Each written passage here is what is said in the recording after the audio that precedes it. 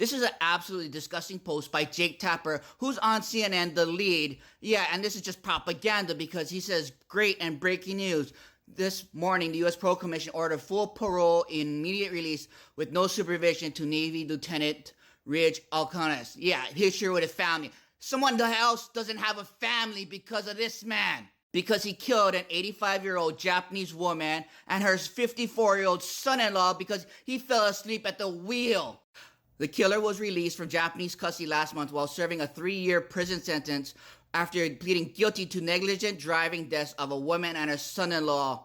The killer was released from Japanese custody last month while serving a 3-year prison sentence after pleading guilty to the negligent driving deaths of a woman and her son-in-law. The family has said the crash was an accident because when he lost consciousness while on a trip to Mount Fuji. So he wasn't even on active duty when this happened. He was on a personal vacation. And why was he released? His statement said that extra detention in Los Angeles Detention Center wasn't necessary. He spent 537 days locked up. That's not even 3 years. He is now back at home with his family. You know who doesn't have a family? The Japanese family that got killed. His family says no prison time was appropriate and protested the detention in Los Angeles. Why? Because Japanese and Asian family lives don't matter? Do you know how the United States military is able to sidestep justice when American military commits crimes in other countries? The best example is the Michael Brown incident in Okinawa, and it's called SOFA, the Status Forces Agreement. Since SOFA exempts most U.S. military members from Japanese visas and passport laws, and past incidents occurred with U.S. military charged with crimes by Japanese authorities in Okinawa were transferred back to the U.S. without facing prosecution in Japanese courts.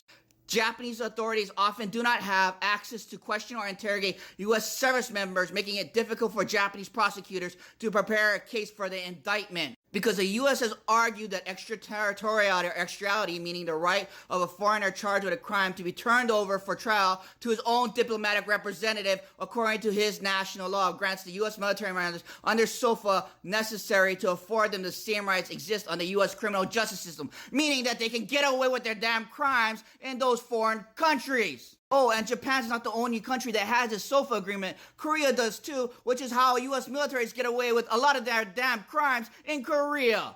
Oh, and yeah, Jake Tapper doubled down after people called him out on what actually happened. So yeah, Jake Tapper is just promoting U.S. propaganda and trying to hide the atrocities committed by the U.S. military.